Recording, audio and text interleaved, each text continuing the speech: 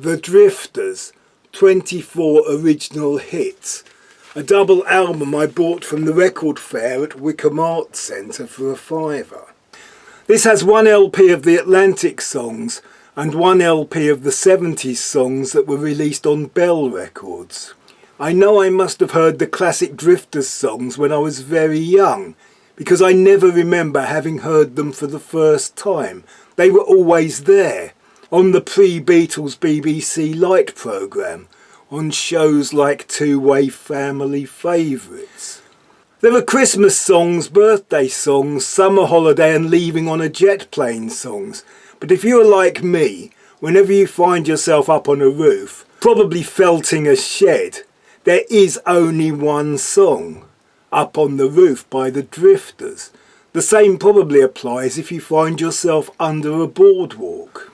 The classic Drifters songs have a distinctive lead vocal that sticks solidly to the tune, with backing oohs and ahs and reinforcement on the choruses. The melodies have a touch of Sam Cooke about them and everything seems to have a slight Spanish feel.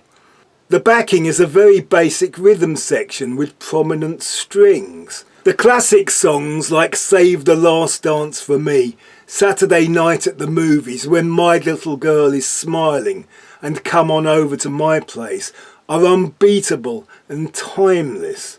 I am particularly a fan of On Broadway, which manages to be both a pop single and also a moody bluesy social comment song. In the past I have had Drifters compilations on cassette and CD, but I must say it all sounds much better on vinyl. Those cassette and CD compilations often contained some Benny King solo songs.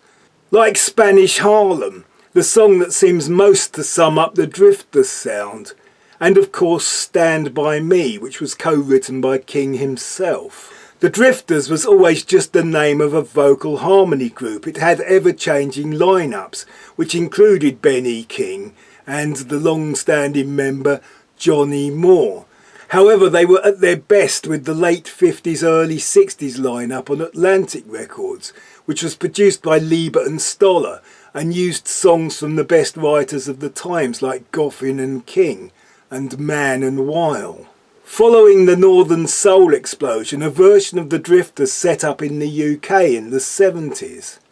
This lineup never felt authentic to me. They were just another pop vocal group, though listening to their hits now, maybe they were not so bad. Whereas the old records had an earthy, basic, everyone recording in the same room simplicity to them, the 70s iteration were given a full 70s slick production. The biggest problem with the 70s songs were that they were written for teenagers, but sung by an old bald guy. There is almost certainly a lineup of the Drifters performing somewhere right now. I saw a lineup when I was on honeymoon in Mallorca in the late 80s. The Drifters, 24 original hits.